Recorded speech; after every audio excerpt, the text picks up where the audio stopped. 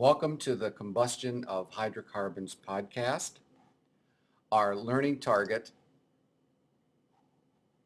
for this particular podcast is if we give you the name or the formula of a hydrocarbon and information about the energy of combustion, we need to have you write a balanced equation for the combustion of the hydrocarbon and determine the energy released. Balancing an equation for the combustion of hydrocarbon is basically a review of balancing equations with one additional piece of information. You'll need to remember that combustion,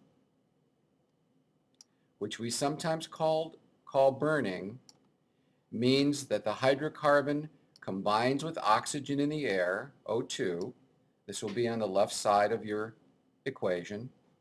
And on the right side of the equation, you always make carbon dioxide and water. This you'll have to remember when we ask you to balance an equation for the combustion or the burning of some kind of hydrocarbon. Let's do one.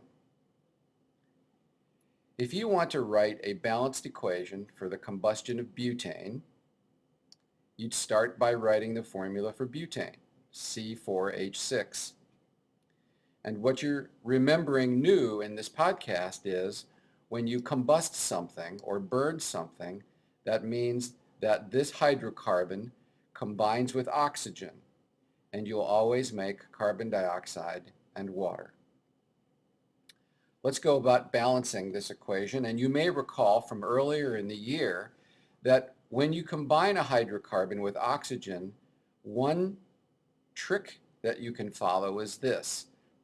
Balance the carbons and the hydrogens first and save the oxygens for last.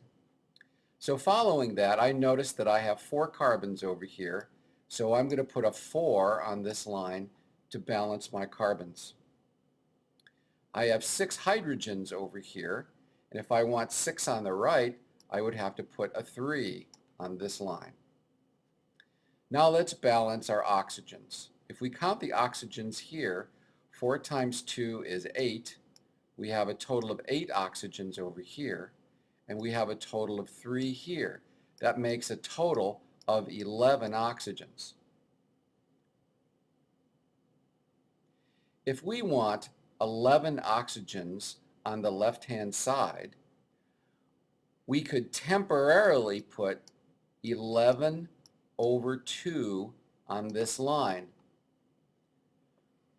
because 11 over 2 times 2 would give us 11 oxygens on the left-hand side. We can't have a fraction on this side, however, so we can easily fix the situation by multiplying all of our coefficients by 2. So 2 times 1 is 2. 2 times 11 over 2 is 11. 2 times 4 is 8. And 2 times 3 is 6.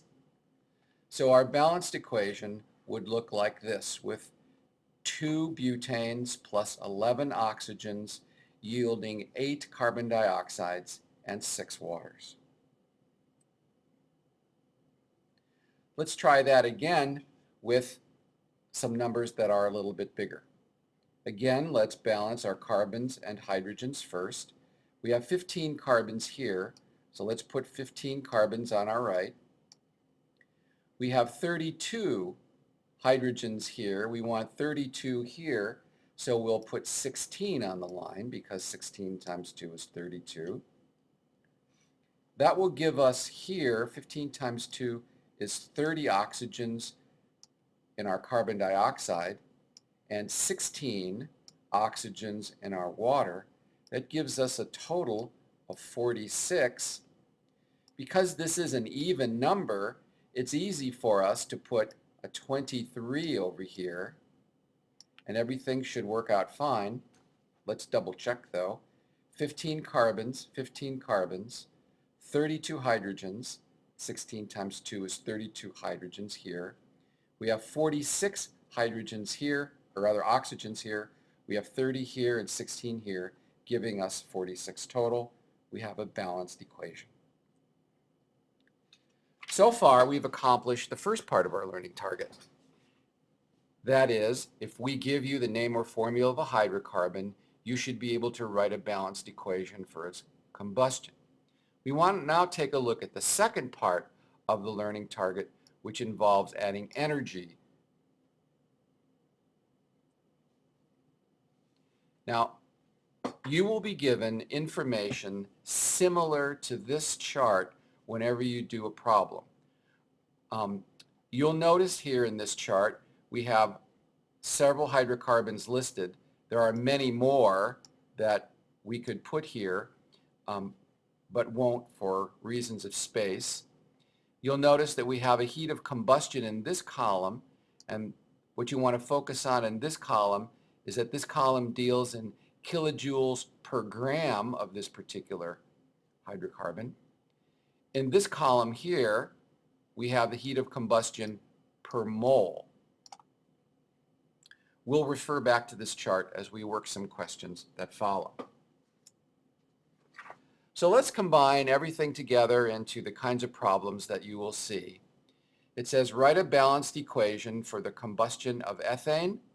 Determine the heat released when 4.75 moles of ethane burns. Ethane, of course, is C2H6. Burning it means we add oxygen to make carbon dioxide and water. So let's go through and balance, starting with our carbons. We have 2 carbons there, so let's put a 2 there to give us 2 carbons here. We have 6 hydrogens there. Let's put a 3 on the line here to give us 6 hydrogens here. We have a total here of 4 oxygens. We have a total here of 7 oxygens. So if we want 7 oxygens on the left, we can put 7 over 2 here temporarily. And then we can get some nice whole numbers by just multiplying through by 2. So let's make this a 2. 7 over 2 times 2 will give us 7. 2 times 2 will give us 4.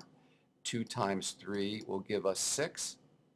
And we have our balanced equation. Let's now move to the second part.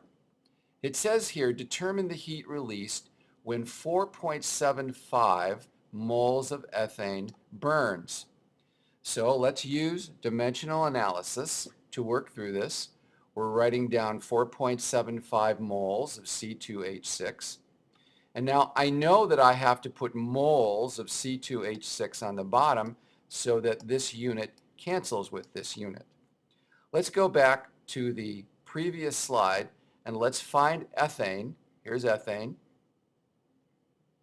Since in this particular question we're dealing with moles, we notice there's 1,560 kilojoules for every mole of ethane.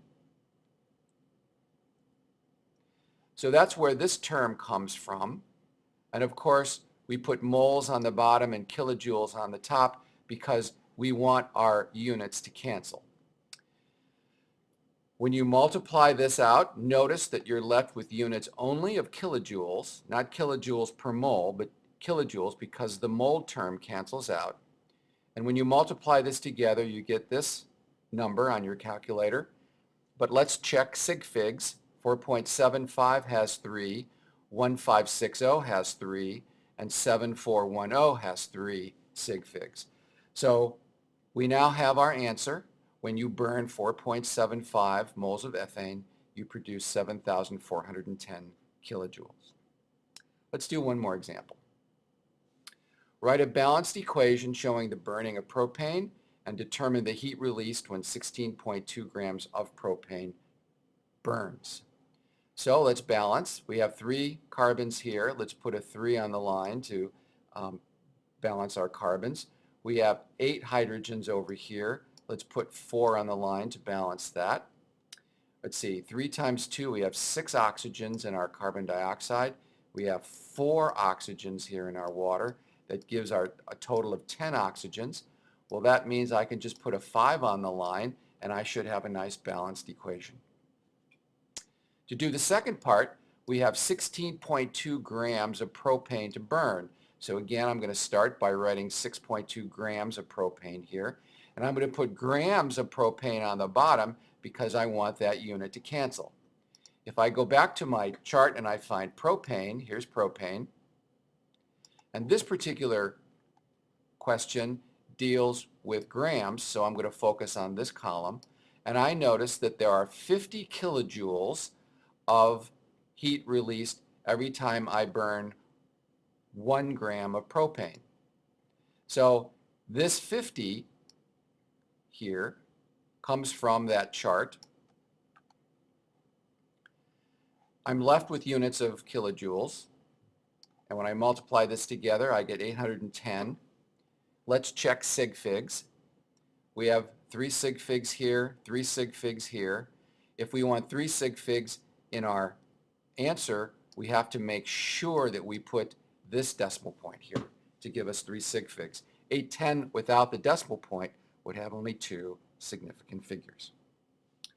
Well, that completes this podcast on the combustion of hydrocarbons. You need to practice these skills in your packet.